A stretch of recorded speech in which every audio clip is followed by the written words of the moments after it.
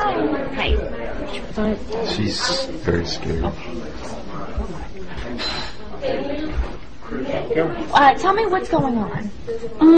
Well, I'm a Christian, and my parents are Muslim. They're extremely devout, and they can't know about my faith. Well, they do now, but they've threatened to kill me. I don't know if you know about honor killing, but this faith that you guys don't understand. Islam is very different than you guys think. They have to kill me. My blood is now halal, which means that because I am now a Christian, I'm from a Muslim background, it's an honor. If they love God more than me, they have to do this. And I'm fighting for my life. You guys don't understand. They don't understand. What did your father say to you? He said he would kill me, or he's I'm sent back to Sri Lanka where they put me in an asylum. He said they don't Christ. Okay. Calm down. I ran away from home. I wrote my parents a note. I said, I refuse to deny Jesus and He's my Lord and Savior.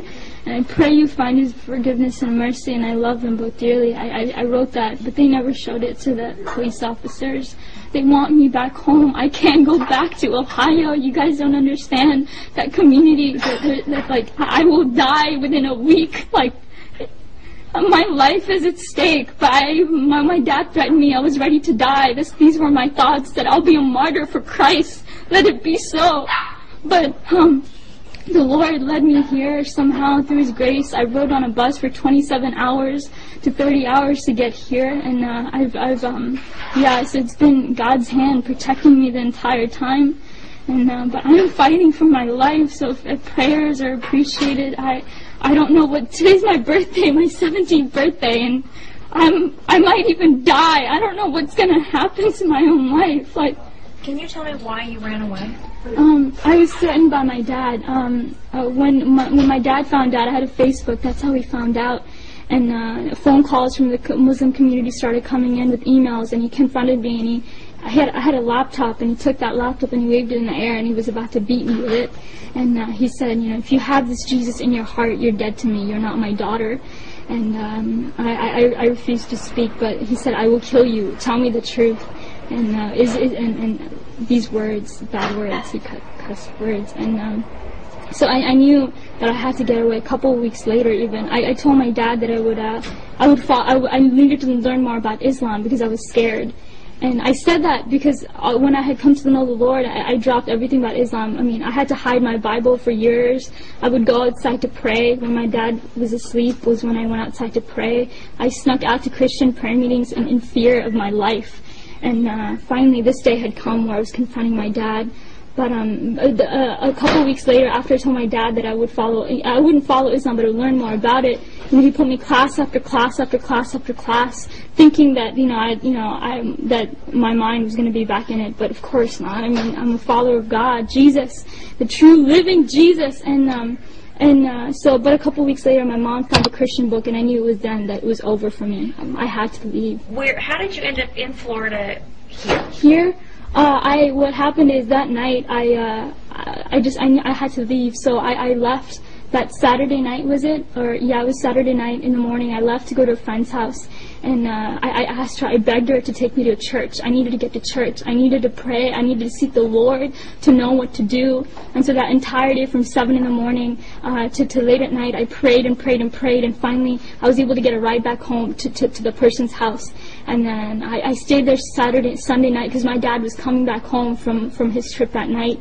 And so I stayed there that night, and I just left. I hitchhiked to a bus station, and I got a ticket to Florida because I had met them through a prayer ministry on Facebook. And this was the farthest away from Ohio, and you don't understand. If I had stayed in Ohio, I wouldn't be alive. And so I was able to do that, and I called them from on the bus. I used random, nice people there that I was able to talk to, and I used their phone to call them, and then I came here. Any type of killings at all in your family? Have you ever seen anything like that? I'm not sure, but in 150 generations in my family, no one has known Jesus. I am the first one. So imagine the honor in killing me. Like, there is great honor in that. Because if they love Allah more than me, they have to do it. It's in the Quran. Yes. And you can, give them knowledge about it.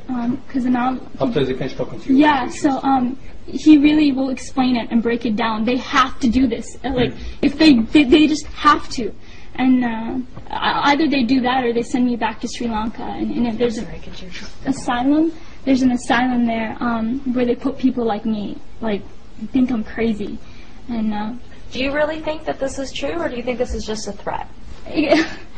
there's actually hundreds of cases that are backed like me. Amina and Sarah, they were forced to go back home. They were killed by their dad. Like, this is not just some threat. This is reality. This is truth. This is reality. How many more cases? If you want, there's case after case. There's hundreds of them. I am one. I am one of hundreds. They have to. You guys don't understand. They have to. I don't know what else to say, but they have to. If you want proof, there's hundreds of cases that can validate my story. Even my friends and people from back home, they knew what would happen to me. My own brother knew about my faith, and yet he didn't tell my dad. What does that say? He knew the consequences. He knew. So what do you want at this point now? I want to be with them. I want to be free from my parents. I want to be free. I want to worship Jesus. I want to go to church on Sundays and read my Bible and say Jesus is alive whenever I want to. You guys talk about religious freedom? No, I don't have that. I want to be here and I want to worship Jesus freely. That's what I want. I don't want to die. All right.